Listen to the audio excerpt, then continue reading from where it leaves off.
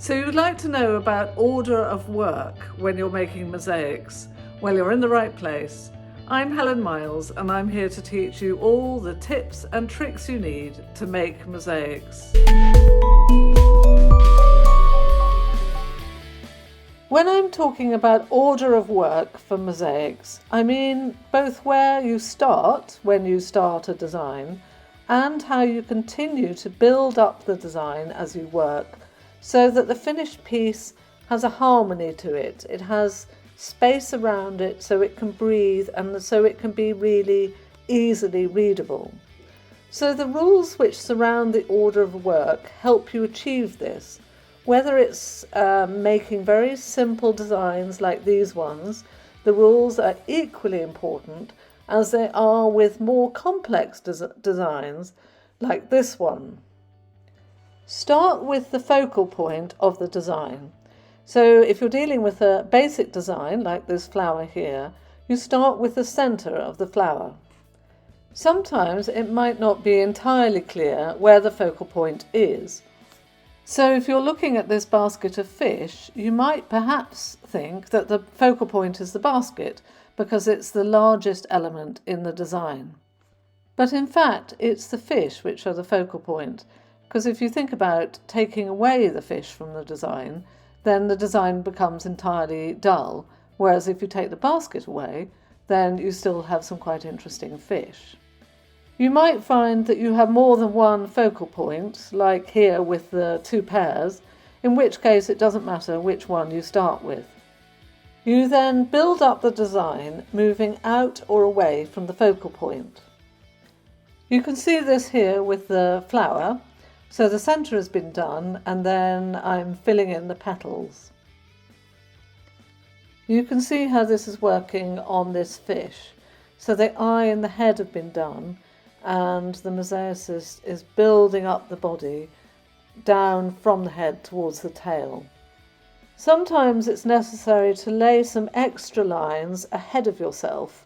So you can see that there are a complete line on the left and on the right of this head, and they sort of act as ballast. They help direct where the interior lines are going to go.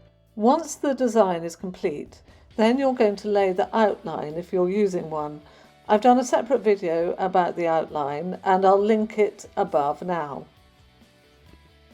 If we go back to our diagram of the flower, you can see that the outline are those slightly yellowy green, softer colours around the edge of the flower. You can see that very clearly in this mosaic of a dog's head, where the outline is the white that goes all around the profile of the head. And the outline is always done in the same colour as the background. Here's another lovely example of an outline being laid around a fish. Sometimes you're going to get rather fiddly situations when you're doing your outline. So you can see with this squid here, those two short legs are very close together with the two legs on either side of them. So what you can do in that situation is lay the outline at the same time as the design, or rather the parts of the design which are fiddly and might cause problems, so that the glue is still wet and then you can make adjustments. You can push the tesserae around a bit, slightly push the legs out if you need to, just to get the spacing right. If we go back to our dog's head, we can see another example of potential fiddly bits that you have to pay attention to when you're making the dog and when you're doing the outline. So you can see that the tongue and the mouth have some quite tight spots, and also the knot inside the lead that's tying the dog to the tree. So I would suggest that it's a really good idea to lay the tongue and the outline around the tongue and inside the mouth at the same time to avoid any potential problems. Depending on your design and the size of your mosaic, you may find that you need to lay the framing outline, in other words, the tesserae that run around the edge of your board, the edge of your substrate. You may need to lay these first before you lay the outline going around the fish. So this is a good example. You can see that if you put the outline in the background colour around the fish, it would conflict, it would break into the framing tesserae.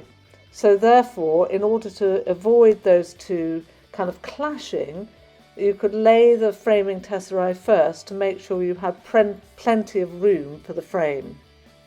Assuming you do have enough room for the frame and for the outline, then the next thing to do in the sequence is to lay your framing tesserae. So here you can see, back to our original diagram, the blue tesserae going around the edge of the frame. You can see that very clearly here, where you've got the bird, the outline going around the bird, and then the framing tesserae going around the edge of the board. And the last thing you have to do is fill in the background, and I've done a separate video about backgrounds. These two examples show it very well. So you can see the animal, the outline around the animal, the framing tesserae, and then the background being filled in.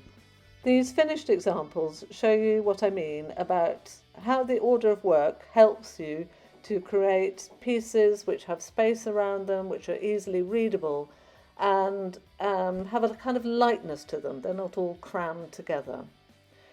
If you like this video and you'd like to see more, then please subscribe below.